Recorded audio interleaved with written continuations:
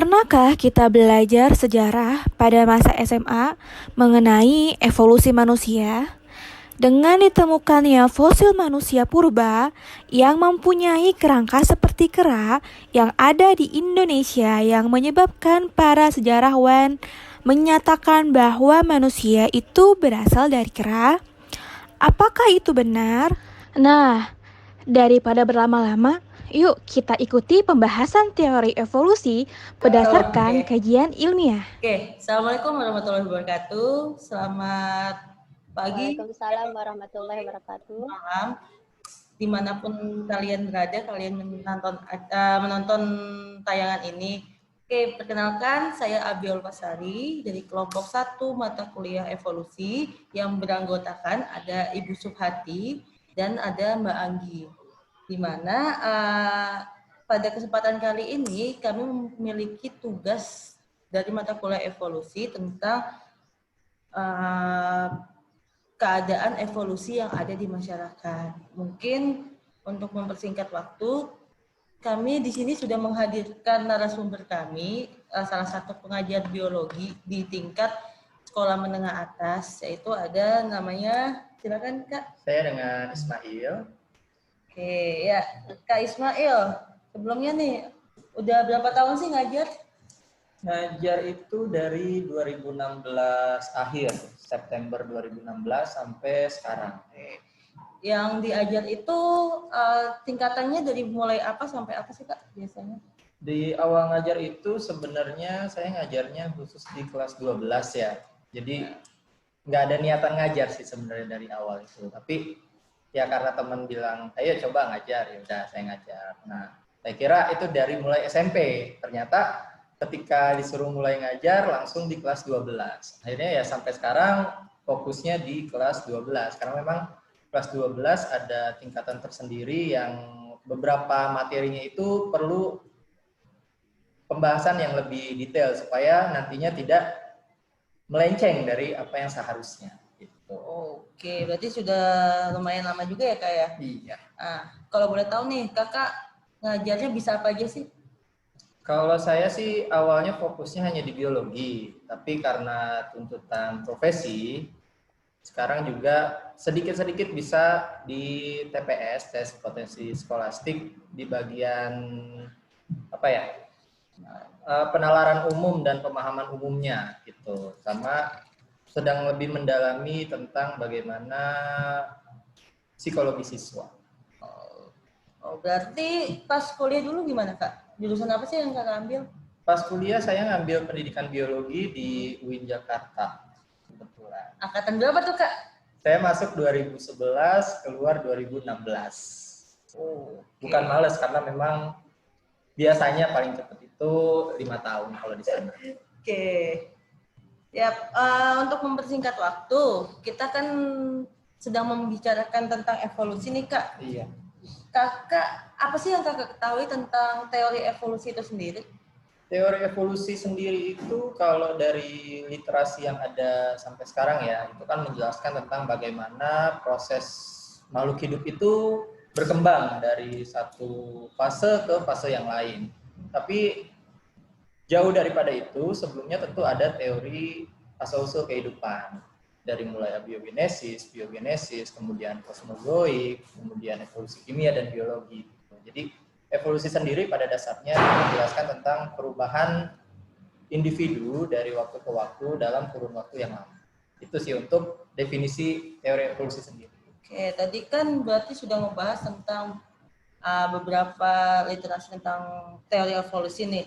Kalau misalnya kalau tentang si teori Darwin, teori Landmark, sama teori tentang seleksi alam, ada yang Kakak pahami lebih lanjut nggak? Kalau dari teori-teori tersebut, kedua ilmuwan itu kan yang kita kenal sebagai salah satu pencetus teori evolusi ya, terutama yang paling terkenal adalah Darwin. Jadi kalau kita mengupas satu-satu, kalau di Lamarck itu dia lebih dahulu menjelaskan tentang apa sih sebenarnya makna evolusi itu sendiri. Nah, yang kita ketahui yang terkenal itu adalah teori tentang leher jerapah. Jadi di awal mulanya si Lamarck itu melihat jerapah itu berleher pendek.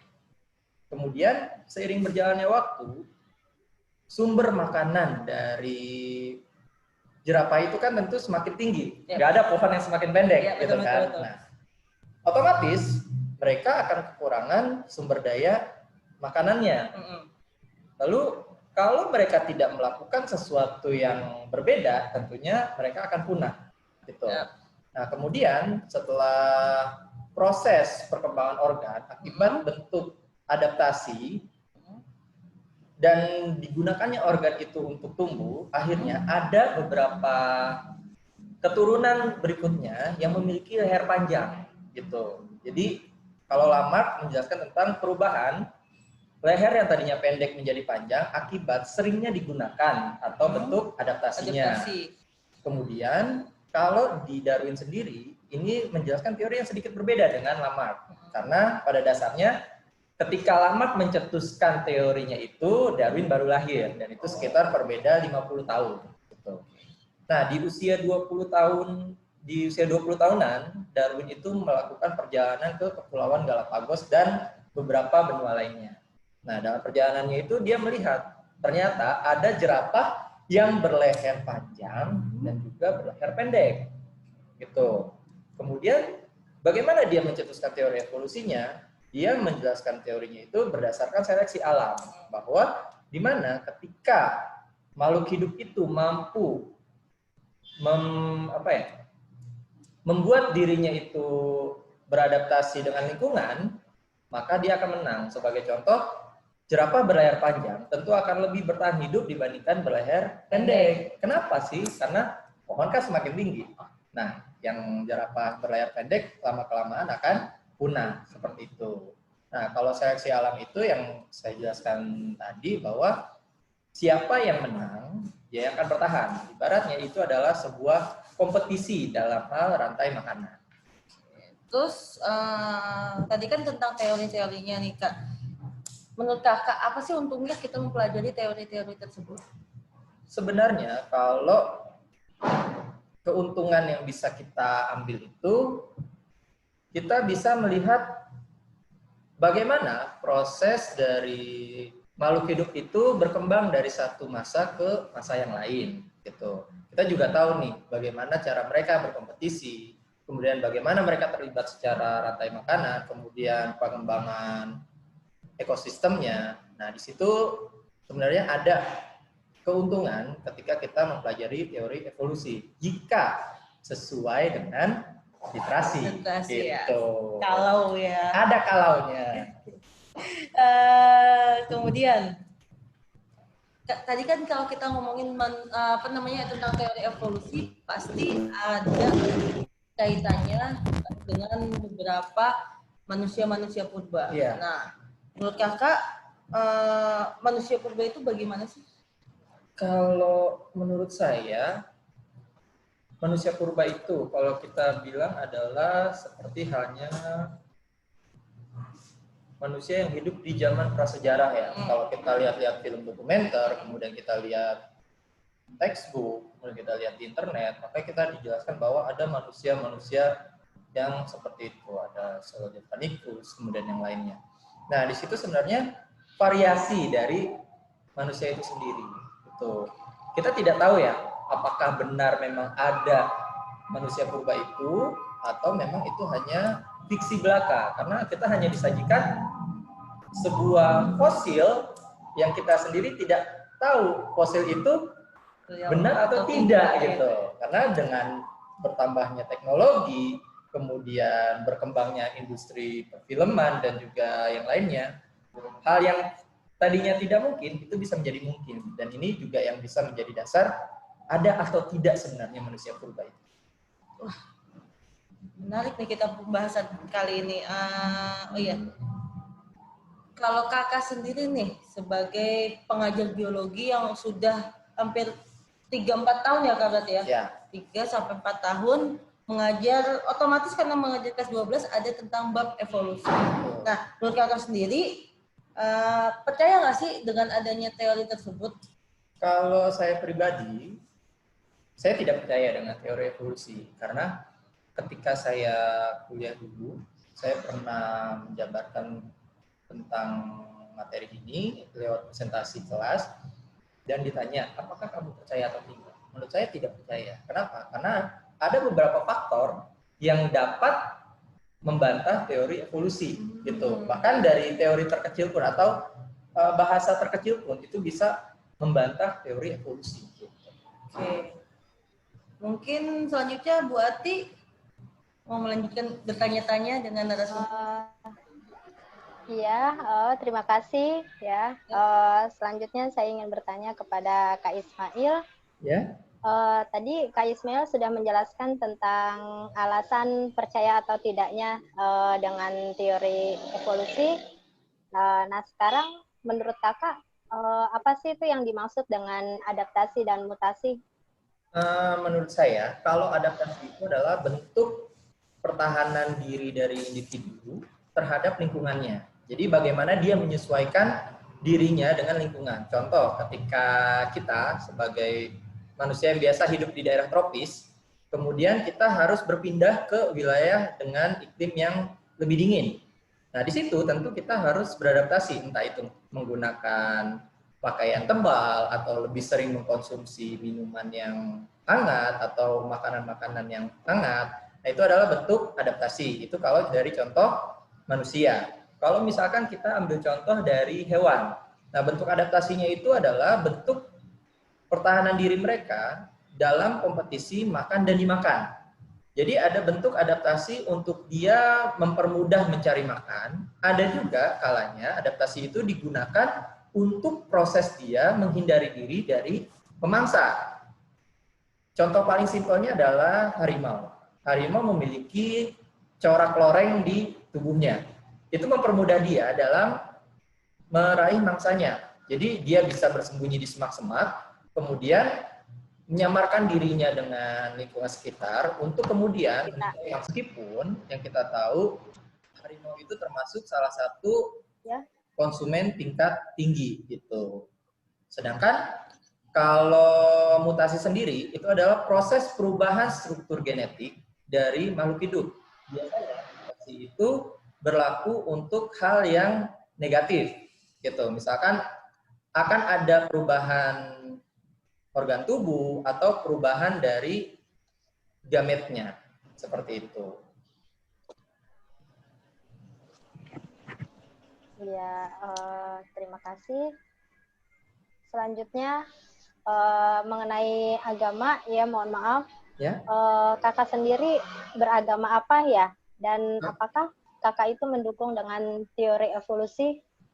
Kalau saya alhamdulillah beragama Islam. Kemudian kalau dari sisi agama ya, tentu tidak dibenarkan adanya teori evolusi. Karena pada dasarnya ketika kita melihat Al-Quran disebutkan bahwa setiap makhluk hidup itu sudah diciptakan berpasang-pasangan dari awal penciptaannya. Begitupun manusia. Manusia pertama adalah Nabi Adam, kemudian diciptakanlah istrinya Hawa, dan kemudian beranak pinak. Begitupun hewan. Dulu ada dalam masa sekolah ditanya, ayam dulu atau telur dulu? Gitu. Banyak yang bilang telur dulu. Kalau nggak ada telur gimana jadi ayam? Gitu kan. Kemudian ayam dulu. Kalau nggak ada ayam bagaimana ada telur? Nah, di situ kita bisa menjawab bahwa lebih dahulu ayam daripada telur. Mengapa? Karena cangkang telur itu hanya bisa dihasilkan dari keluarga ayam. Seperti itu. Gitu ya. Berarti kalau teori evolusi itu bertentangan dengan agama tidak ya? Kalau menurut kakak? Kalau menurut saya secara umum iya.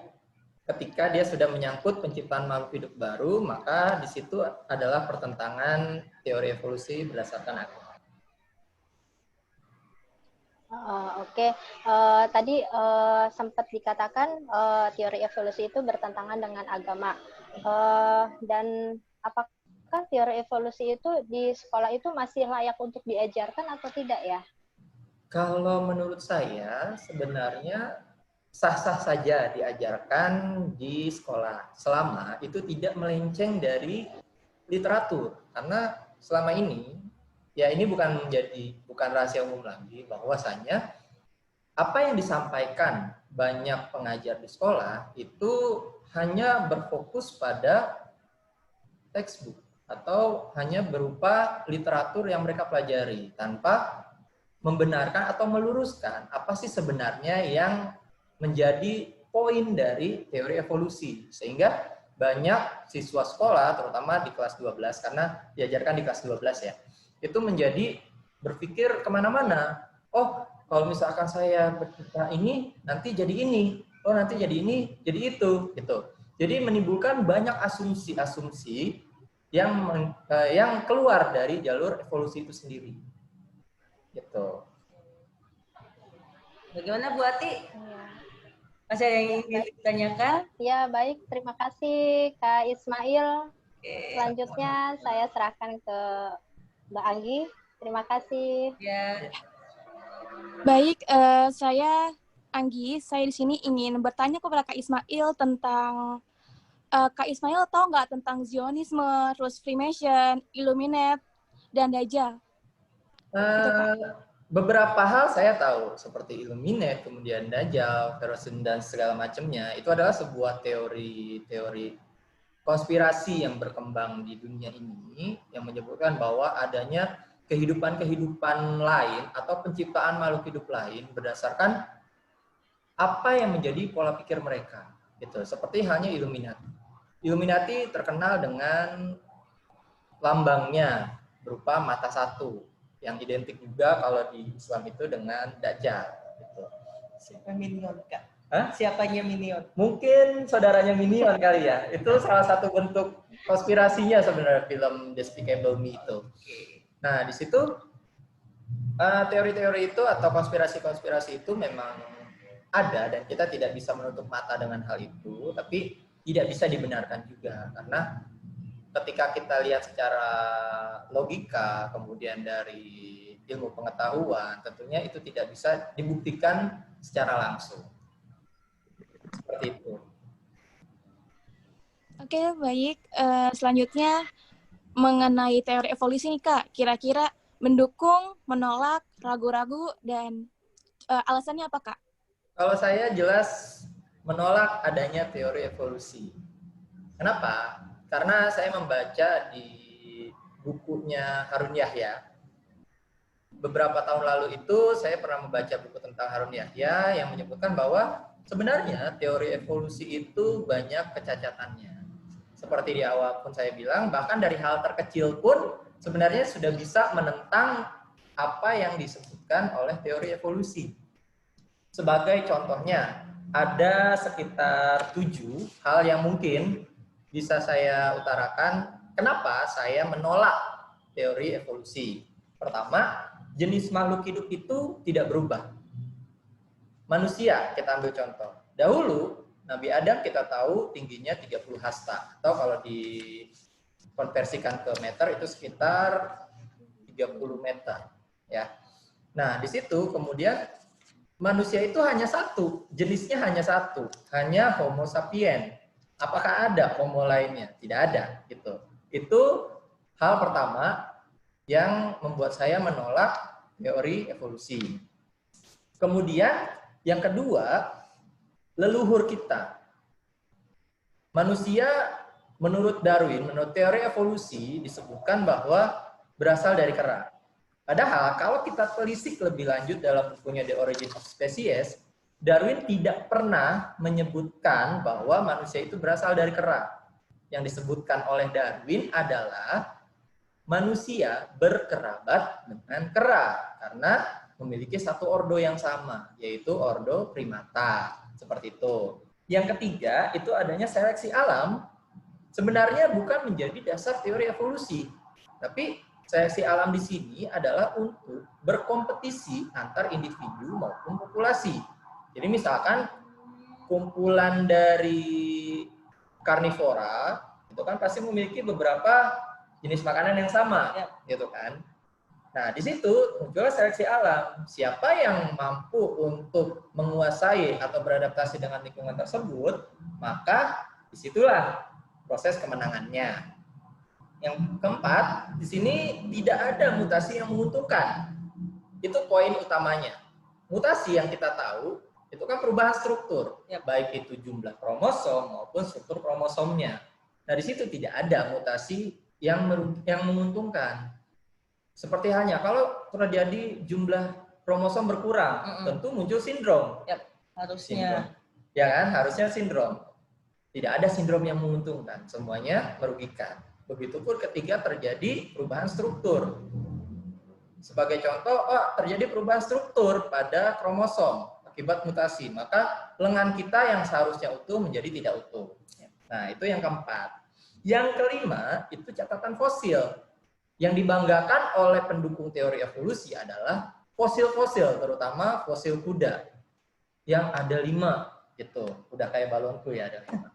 Nah, di situ dijelaskan bahwa fosil kuda itu ada 5 yang mendukung adanya teori evolusi. Dari kuda yang dulunya dibilang hanya sebesar kucing sampai sebesar sekarang dan banyak jenisnya. Nah, di situ kita tidak bisa membenarkan hanya dari satu fosil. Apakah kita bisa membuktikan bahwa manusia itu memiliki 5 fosil dari awal kemunculannya hingga sekarang dan beberapa fosil lain yang mendukung? Tentu tidak, karena biasanya hanya stuck di 3. Nah, fosil itu sebenarnya bukan menjadi dasar adanya evolusi, tapi membuktikan bahwa makhluk hidup dari satu masa ke masa yang lain itu memiliki perbedaan ataupun hanya kemiripan belaka. Nah, kemudian yang keenam. Yang keenam adalah tentang abiogenesis. Nah, kita tahu ya, abiogenesis itu adalah asal-usul kehidupan tanpa adanya seindukan ya. Iya. Generatio spontanea, tiba-tiba muncul aja ada makhluk hidup. Yang terkenal itu adalah tentang praktikum dari gabus yang dibiarkan di luar ruangan selama 3-7 hari, dia terkena panas, udara, hujan, dan segala macam. Kemudian tiba-tiba muncul organisme kecil. Bisa jadi itu jentik nyamuk ataupun organisme lainnya. Nah, di situ tidak bisa semerta-merta bahwa kita meletakkan sebuah gabus kemudian muncullah manusia atau muncullah makhluk hidup. Tidak, karena pada dasarnya semua ada prosesnya, ada induknya, seperti itu. Yang terakhir adalah DNA. Yang kita tahu, setiap makhluk hidup meskipun itu terkecil sekalipun pasti memiliki DNA. Dan DNA tidak pernah, saya tekankan, tidak pernah 100% identik. Bahkan pada seorang kembar. Anak kucing misalkan, lahir 8. Warnanya sama semua, tapi sifatnya beda-beda. Kemudian pertumbuhannya berbeda. Nah, itu kenapa? Karena DNA itu rumit. DNA itu menjadi salah satu faktor yang bisa untuk mematahkan teori evolusi seperti itu. Itu alasan saya kenapa menolak teori evolusi. Gimana Mbak Anggi? Apa? Berarti Kak Ismail ini benar-benar menolak adanya teori evolusi.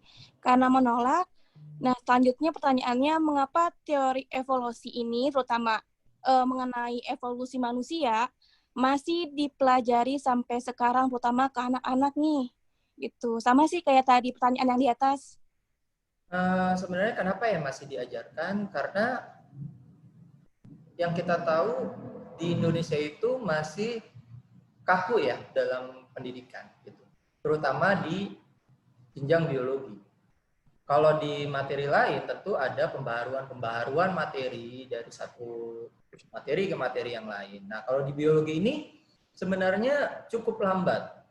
Kita ambil contoh di sintesis protein deh. Sintesis protein itu baru mulai muncul anti-anti yang baru, yang tadinya Sakas, sense antikodon, kemudian kodon anti-sense, sekarang pasangannya berubah. Yang anti ketemu anti, yang tidak anti ketemu tidak anti, gitu. Padahal itu digodok dari tahun 2014, baru disahkan 2020, dan itu pun tidak merata semuanya karena keterbatasan SDM, keterbatasan sarana dan prasarana yang menyebabkan hal itu terus berlanjut. Nah, berkaitan dengan teori evolusi, kenapa sampai sekarang masih diajarkan? Meskipun banyak yang menentang.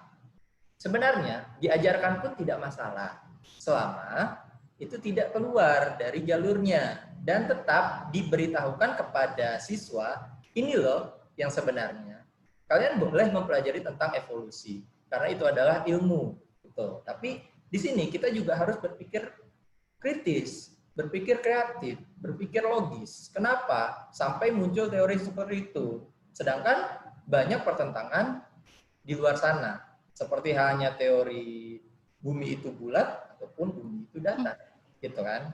Nah, hal tadi yang menyebabkan teori evolusi masih dipelajari di Indonesia. Kalau kita lihat di luar negeri, sebenarnya teori evolusi itu sudah dikembangkan lebih jauh, gitu. Tapi ya karena di Indonesia masih dengan sistem yang demikian, kemudian menurut saya pribadi, pengajarnya itu agak ragu untuk berkembang, apakah mereka mau menyampaikan hal ini atau menyampaikan hal itu. Lebih takut kalau misalkan mereka dianggap tidak berkompeten dalam mengajar. Padahal kalau mereka punya visi dan misi sendiri dalam mengajar, mereka memiliki kemampuan untuk menyampaikan, kenapa tidak, gitu kan? Kenapa harus takut menyampaikan kebenaran dan lebih memilih menjerumuskan, ya, bahasa kasarnya menjerumuskan generasi muda itu ke dalam suatu teori yang belum tentu kebenarannya, seperti itu. Oke, baik Kak. Selanjutnya, menurut Kakak nih, boleh nggak sih kita mengajarkan atau ngasih tahu tentang ilmu atau teori yang ternyata bertentangan nih dengan agama kita gitu? Dari segi agama ya, ketika kita menyampaikan sesuatu yang bertentangan dengan agama, itu tidak masalah. Selama kita sampaikannya dengan cara yang baik dan benar. Tidak semerta-merta, oh ini salah, oh itu salah. Tidak, tapi kita jelaskan. Kita mengajarkan ini, tapi kita jelaskan letak kesalahannya di mana. Apa yang menyebabkan kesalahannya. Kemudian, apa sikap yang akan kita ambil ketika kita sudah tahu, oh hal ini salah atau tidak benar. Nah, di situ, jadi seperti tambahan kita untuk mengetahui mana yang benar, mana yang salah. Karena yang namanya hidup itu kita selalu belajar. Tapi belajar itu kan belajar dari kesalahan. Tidak harus dari kesalahan kita sendiri, dari kesalahan orang lain pun kita bisa belajar. Nah, di situ kenapa saya bilang tidak masalah diajarkan teori evolusi meskipun itu bertentangan dengan agama, selama apa yang kita yakini dalam agama, kita bisa mempertanggungjawabkannya. Apa yang kita ucapkan itu bisa kita pertanggungjawabkan. Dan apa yang kita sampaikan itu bisa dicerna dengan baik tanpa adanya miskomunikasi kepada orang yang kita sampaikan, seperti itu. Bagaimana Kak caranya Kak untuk memberitahu ke peserta didik tentang, oh ini evolusi ada, tapi ternyata bertentangan sama agama, terus cara ngejelasinnya gimana Kak? Biar mereka tuh enggak melenceng dari agama yang mereka anut. Oke.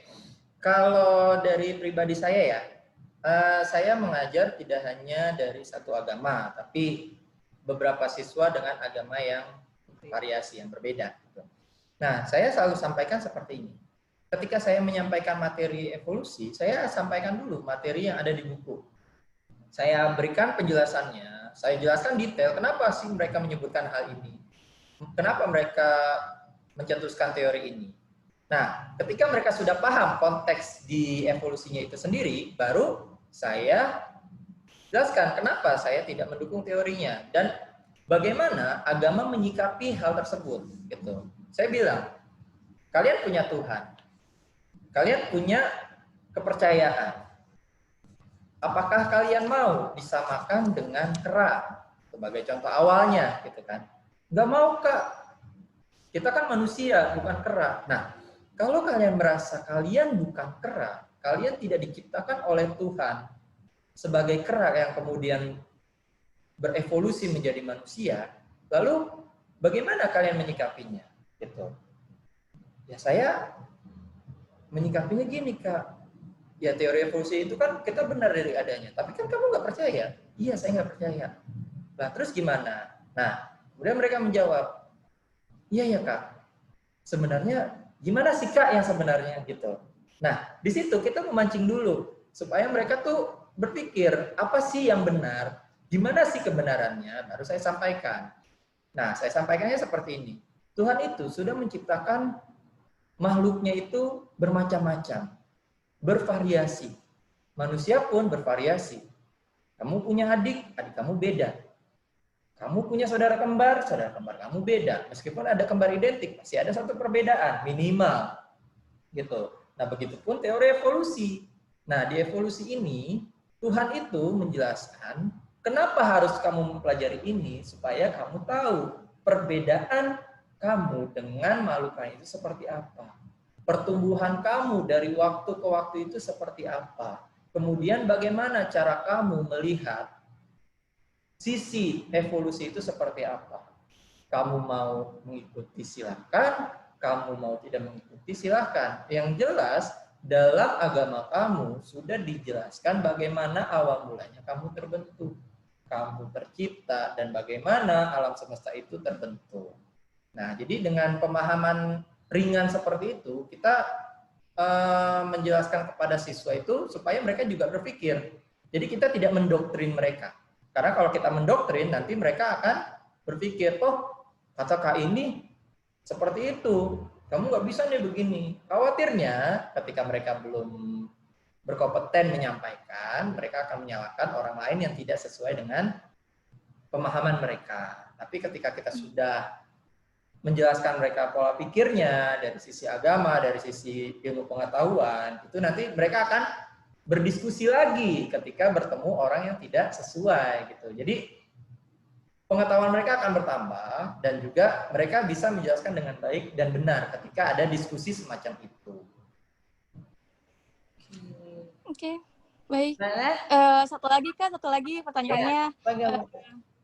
Satu lagi, jadi kalau Kak Ismail nih ketemu sama guru, terutama guru biologi itu, tapi dia meyakini adanya teori evolusi dan menyebarkan teori evolusinya itu yang dia yakini itu benar ke peserta didik, gitu Kak? Saya sering ya ketemu guru yang seperti itu. Bahkan beberapa dosen pun saya pernah berdiskusi bahwa mereka mendukung teori evolusi itu. Mereka meyakini evolusi itu ada. Lalu bagaimana saya menyikapinya? Saya menyikapinya dengan argumen saya, gitu. Saya tahu mereka itu lebih baik dari saya karena mereka lebih dahulu belajar ilmunya daripada saya.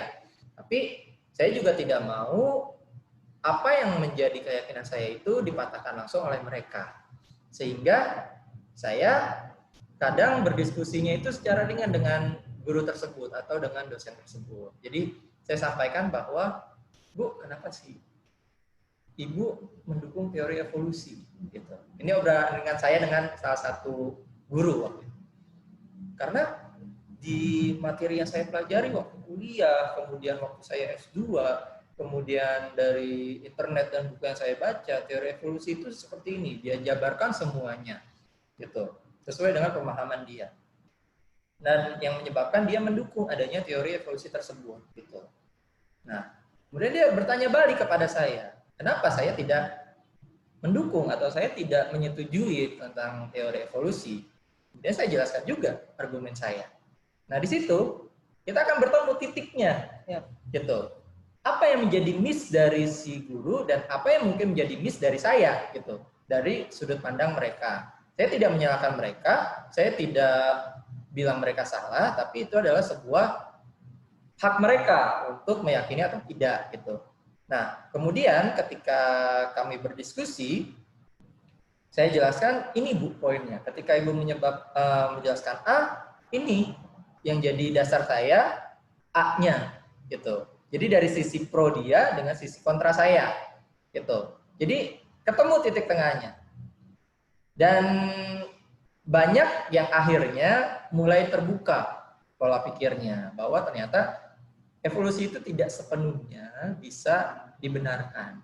Meskipun ya ada mungkin ya beberapa hal yang bisa dibenarkan, ada juga yang tidak bisa dibenarkan. Kayak misalkan kita bisa membenarkan tentang adanya seleksi alam. Siapa yang mampu bertahan, dia Dia yang akan menang gitu. Nah, itu bisa kita benarkan. Tapi ketika kita menjelaskan bahwa satu makhluk berevolusi menjadi makhluk yang lain, tentu itu tidak bisa dibenarkan gitu kan. Apalagi August Weismann juga menjelaskan bahwa adanya variasi pada spesies itu disebabkan adanya materi genetik gitu.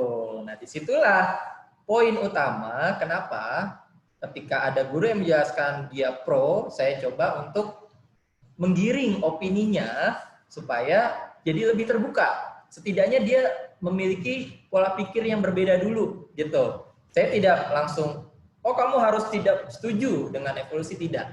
Tapi setidaknya dia menjadi lebih terbuka pikirannya, dan mungkin ya kita tidak pernah tahu ya apakah nanti dia akan menyampaikan hal yang sebenarnya atau mungkin dia tetap pada jalurnya dengan menganggap kamu masih muda tahu apa. Itu kan biasa di Indonesia ya, umum sekali di Indonesia bahwa banyak yang lebih tua itu tidak mau mendengarkan yang lebih muda gitu. Nah, tapi alhamdulillah ketika saya berdiskusi bahkan sempat berdebat hebat dengan salah satu dosen, saya tetap pada keyakinan saya bahwa saya tidak setuju dengan evolusi itu. Oke, baik Kak Ismail, terima kasih atas jawabannya luar biasa. Waduh. Kemudian saya kembalikan lagi ke Bia. Oke, terima kasih teman-teman.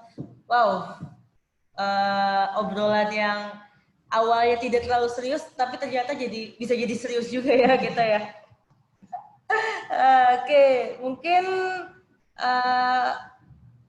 tadi perbincangan kita sebagian tentang teori-teori evolusi yang ada sekarang gitu. Nah, mungkin Mbak Anggi mau membantu menarik kesimpulan dari obrolan kita siang ini.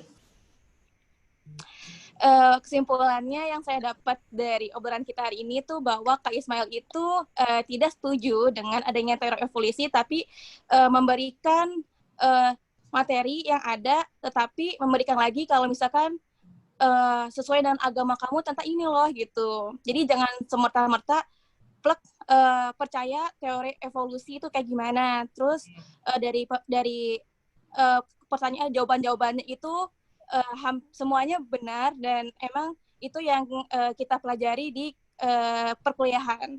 Itu sih kalau menurut saya Bi gitu. Gimana kalau Bu Ati kesimpulannya? Bu Ati bagaimana Bu Ati? Mic-nya Bu Ati. Ya Bu Ati mic-nya dinyalain. Ya. Dipencet dulu Bu Ati. Nah. Ya. Sama ya seperti Mbak Anggi tadi gitu ya. Berarti Kak Ismail ini juga menolak adanya teori evolusi ya. Mohon maaf ini kayaknya agak berisik banget gitu. Ya Bu. Ya gitu deh. Nah, ya, saya serahkan ke Mbak Bia aja deh. Oke, gitu. Terus kira-kira nih dari Mbak Anggi, dari Bu Ati sendiri ada masukan nggak nih buat kedepannya Kak Ismail dalam mengajar teori evolusi untuk materi kelas 12? Karena kan kita pun sudah kemarin mengambil mata kuliah evolusi nih. Jadi menurut Mbak Anggi, Bu Ati, itu bagaimana sih? Ada masukan khusus nggak buat Kak Ismail ini biar kedepannya bisa lebih oke lagi dalam mengajar tentang teori evolusi? Kalau menurut saya sendiri ya untuk Kak Ismail ini semuanya udah bagus sesuai dengan apa yang saya pahami, itu sesuai dengan ajaran agama juga, tapi tidak semata-mata keluar jalur dari kurikulum pemerintah. Itu bagus banget, itu saya sangat-sangat setuju dan semoga kedepannya banyak sekali pengajar biologi yang mempunyai prinsip seperti Kak Ismail ini. Amin. Amin. Bu Ati bagaimana Bu Ati? Amin. Ada saran? Ya, ya. Kalau menurut saya juga saya setuju dengan pendapat Kak Ismail juga ya. Ya mudah-mudahan dengan adanya guru-guru seperti Kak Ismail bisa menambahkan inspirasi kepada siswa-siswi sekalian ya. Ibaratnya harus mempelajari evolusi sesuai dengan ajaran agama yang dianutnya gitu. Oke. Amin. Amin. Mungkin kalau dari saya sendiri lebih jatuhnya saran dari saya sih kayaknya seru nih Kak kalau misalnya kita mencoba mengajukan literatur terbaru khususnya untuk bidang biologi karena kan kita tahu sendiri untuk bidang biologi itu sangat minim literaturnya kan. Mungkin nanti kita nyari-nyari celah untuk mengajukan literatur paling enggak adalah ke orang-orang sekitar kita lah. Jadi kita bikin jurnal ya. Iya bisa. Kayak kita nggak perlu terlalu terpaku dengan buku-buku pelajaran yang di sekolah karena kan pelajaran itu bisa dapat dari manapun itu. Mungkin nanti kita coba obrolin lagi ya lebih lanjut ya.